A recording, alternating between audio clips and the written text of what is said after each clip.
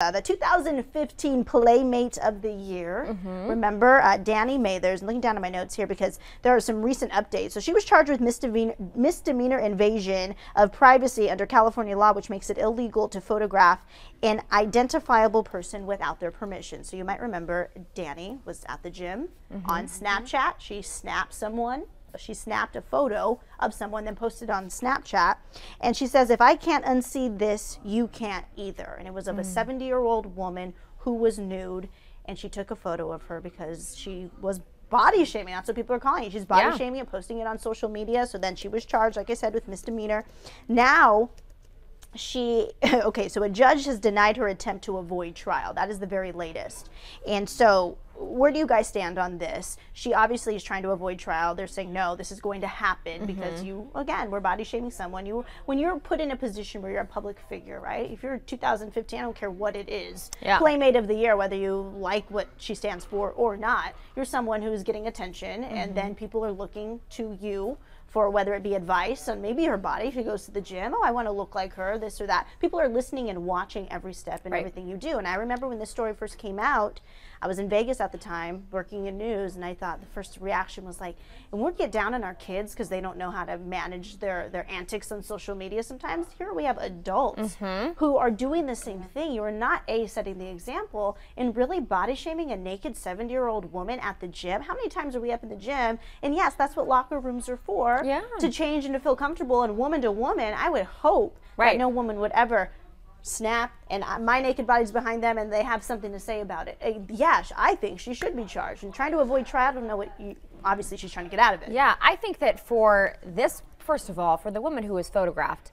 good job to you for getting to the gym and for doing something for you. It is such a shame that people still look at everyone else and think I'm better than them, and ooh, I can compare myself to them. Woman to woman, really? And woman to woman, I agree. So I do think a lot of people were saying, really, she's going to be charged for this? But yes, it's the privacy issue in this, and I think that we have to set a precedence at some point. Absolutely. Don't think that you, especially when you have such a big following, it's going to be seen by so many people, and think about that influence. Think about everyone else who's going, oh, I remember that. And unfortunately, this probably happens to people's personal Snapchats that does not get made public more often than not. You're sending something that might not be appropriate for the whole world to see. That's what it was. It was a DM, which, okay, I get that, but do remember and do know, and there's so many times, you know, you say something, even though it's not going to harm anyone, just even the words you use. You know, we're public figures. With social media, you got to think twice. You can't trust it because it lives up here somewhere. And even the personal motivation to even do that. Right. The fact that you're at the gym, you're working out, and you have time to care about what another woman looks like without her clothes while she's trying to get her workout on and just have a better quality of life for herself. And you feel like you need to do this and share it with whoever, whether it's a DM, via email, text. That's the saddest part. That's the saddest part, that she was so concerned, because again, if the shoe were on the other foot and she were at home scrolling through Instagram and she saw a picture of her grandmother naked on Instagram, then someone's auntie, then she would be like, well, what? It's always okay until the shoe is on the other foot. So it's just a despicable situation all around. And then it causes everybody to be concerned, because now when I'm at the gym, I'm looking around watching my back. Because you never know. People might have shady motives. And Tina Mason, hello Tina, thanks for joining us. Tina says, Mathers was in the wrong. All people are beautiful. Her being a person in the public eye, you would think that she would take privacy seriously. Mathers needs to go to jail.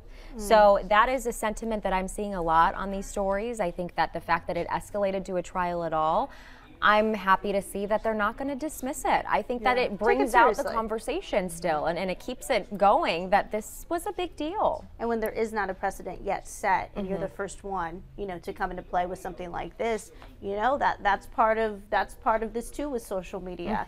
People are and people in the court system trying to set standards, and it's necessary. And if you fall victim, right, you've made yourself a victim, if you fall victim to one of these instances, well, that comes with it, comes with the territory. And that's the great thing about Law and Order. I mean, there are some bad things about Law and Order too. I know it's not all great, but the really great thing is that new issues, new things come up every day, and that's why we have this, you know, a system in place where we can alter things and change things and create new laws. And so I hope that whatever ends up happening here, I think that Mather probably learned her lesson. Right, and there are probably some people out there going, invasion of privacy. Why? Who leaked that? Who leaked her Snapchat? If it was DM, does that qualify as a personal message? Like an accomplice. Yeah, like who was leaking that? And does that person get in trouble? Because if it is private in Snapchat, I don't know what all the rules and regulations say, but somewhere in there, it is a private message. And they say that it is not shared with the world. So if all of her friends are like, I didn't share it, I didn't share it, I didn't share it,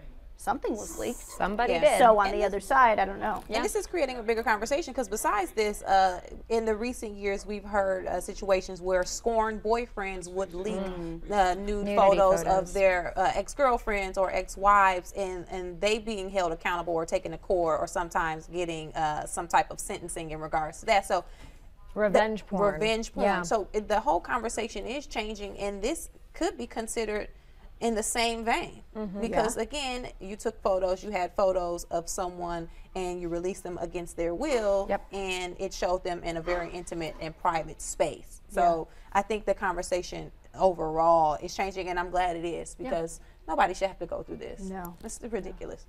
All right, so we'll end that conversation on that note.